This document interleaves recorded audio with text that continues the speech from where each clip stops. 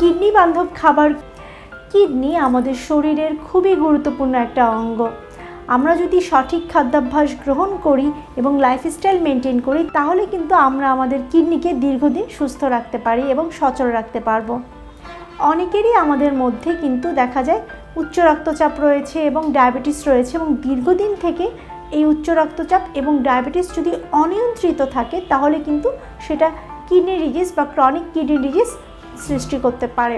আবার দেখা যায় অনেকে কিন্তু ডক্টরের প্রেসক্রিপশন ছাড়াই কিন্তু দেখা যায় অনেক ব্যথানাশক ওষুধ গ্রহণ করে, যার প্রভাবও কিন্তু আমাদের কিডনির উপরে পড়ে।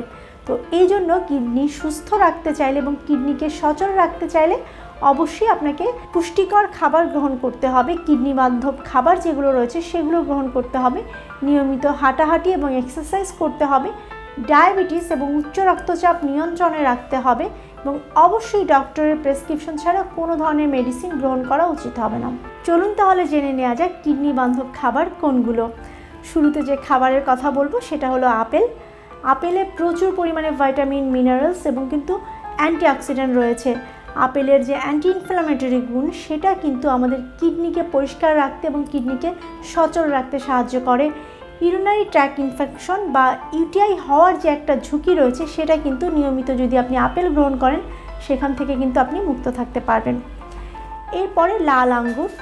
লাল আঙ্গুরও কিন্তু প্রচুর পরিমাণে ভাইটামিনস এবং মিনারেলস রয়েছে। লাল আঙ্গুর আমাদের কিডনিকে দেখা যায় পরিষ্কার রাখতে সাহায্য করে, আমাদের রক্ত চলাচলে সাহায্য করে।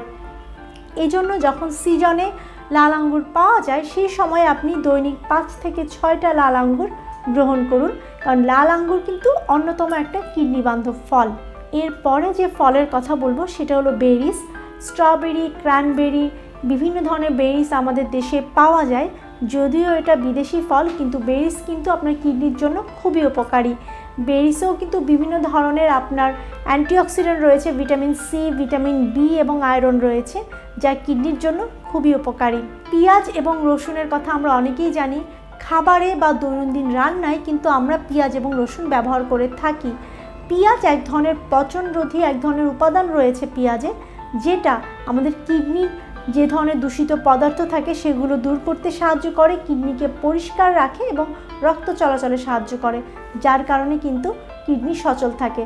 আপনি খাবার সময় চাইলে এক টুকরো কাঁচা পেঁয়াজ গ্রহণ করতে পারেন, কিংবা রান্নাতেও আমরা কাঁচা পেঁয়াজ ব্যবহার করি। রসুন কুচি আপনি যদি প্রতিদিন সকালে খালি পেটে গ্রহণ করতে পারেন সেটাও কিন্তু আপনার কিডনির জন্য অনেক উপকারী হবে, কারণ রসুনে রয়েছে সালফার এবং অ্যান্টি ইনফ্ল্যামেটরি অনেক উপাদান রয়েছে এবং অ্যান্টিঅক্সিডেন্ট রয়েছে, যেটা আমাদের কিডনির জন্য অনেক উপকারী। ফুলকপি এবং বাঁধাকপি সবজি দুটো আমাদের খুবই পরিচিত এবং আমরা কিন্তু সবাই খেতে পছন্দ করি। ফুলকপিতে কিন্তু ভিটামিন সি রয়েছে, ফলেট রয়েছে এবং এতে কিন্তু আরও বিভিন্ন ধরনের অ্যান্টিঅক্সিডেন্টযুক্ত উপাদান রয়েছে, প্রচুর পরিমাণে ফাইবার রয়েছে। ফাইবার কিন্তু আপনার কোষ্ঠকাঠিন্য দূর করে এবং ভিটামিন সি কিন্তু আপনার রোগ প্রতিরোধ ক্ষমতা বাড়াতে সাহায্য করে। ফুলকপি আমাদের দৈনন্দিন খাবার তালিকায় আমরা রাখতে পারি এবং ফুলকপিটা কিন্তু আপনার কিডনি বান্ধব একটা সবজি। বাঁধাকপিতে প্রচুর পরিমাণে ফাইটোকেমিক্যালস রয়েছে এবং এর পাশাপাশি ভিটামিন সি, ভিটামিন বি রয়েছে এবং প্রচুর পরিমাণে আঁশ রয়েছে। আপনার যদি কোনো ধরনের ইউরিনারি ট্র্যাক্ট ইনফেকশন হওয়ার ঝুঁকি থাকে বা অনেকের আছে কিছুদিন পর পরই ইউটিআইয়ের সমস্যা দেখা দেয়, তারা কিন্তু তাদের খাবার তালিকায় বাঁধাকপি রাখতে পারেন। বাঁধাকপিটা আপনি রান্না করে যেভাবে খেতে পারেন তেমনিভাবে কিন্তু এটা সালাদ হিসেবেও গ্রহণ করা যায়। বাঁধাকপিটা আপনি যত সালাদ হিসেবে গ্রহণ করতে পারবেন সেটা কিন্তু আপনার কিডনির জন্য তত উপকারী। ওমেগা 3 যুক্ত মাছের কথা না বললেই নয়, আসলে মাছে কিন্তু প্রচুর পরিমাণে ওমেগা 3 থাকে। অনেকেই আছে প্রোটিন হিসেবে মাংস গ্রহণ করছেন, ডিম গ্রহণ করছেন, কিন্তু মাছটা যে খুব উপকারী সেটা বুঝতে পারছেন না। আমরা জানি যে ওমেগা 3 আসলে হার্টের জন্য উপকারী, কিন্তু না, ওমেগা 3টা কিন্তু আমাদের কিডনির জন্য অনেক উপকারী। তাই প্রতিদিনের খাবার তালিকায় চেষ্টা করুন এক টুকরো করে মাছ রাখার জন্য। অলিভ অয়েলও কিন্তু দেখা যায় আমাদের কিডনির জন্য খুব উপকারী। অলিভ অয়েলে দেখা যায় অলিক অ্যাসিড রয়েছে এবং এটা কিন্তু কিডনিতে যে জারণ হয় সেটাকে দূর করে আপনার কিন্তু কিডনিটাকে পরিষ্কার রাখতে সাহায্য করে এবং পাশাপাশি কিডনি সচল রাখে। সালাদের সাথে আপনি ড্রেসিং হিসেবে কিন্তু অলিভ অয়েল যোগ করতে পারেন, অথবা দেখা যায় যে অনেকে শাকসবজি রান্না করলে সেখানেও অলিভ অয়েল যোগ করতে পারেন। তবে মাছ কিংবা মাংস রান্নায় কিংবা যেটা ডিপ ফ্রাই করা হবে এমন কোনো রান্নায় অলিভ অয়েল ব্যবহার করা যাবে না।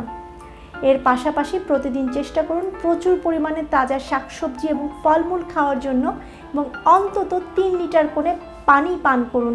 তাহলে কিন্তু খুব সহজেই দেখা যায় আপনি আপনার কিডনিকে সচল রাখতে পারবেন, সুস্থ রাখতে পারবেন। তবে যাদের দেখা যায় কিডনিতে সিস্ট রয়েছে কিংবা ক্রনিক কিডনি ডিজিজ রয়েছে বা অ্যাকিউট কিডনি ডিজিজ রয়েছে, সেক্ষেত্রে অবশ্যই একজন নেফ্রোলজিস্ট এবং পুষ্টিবিদের পরামর্শ নিয়ে আপনার ডায়েট প্ল্যান নির্ধারণ করুন।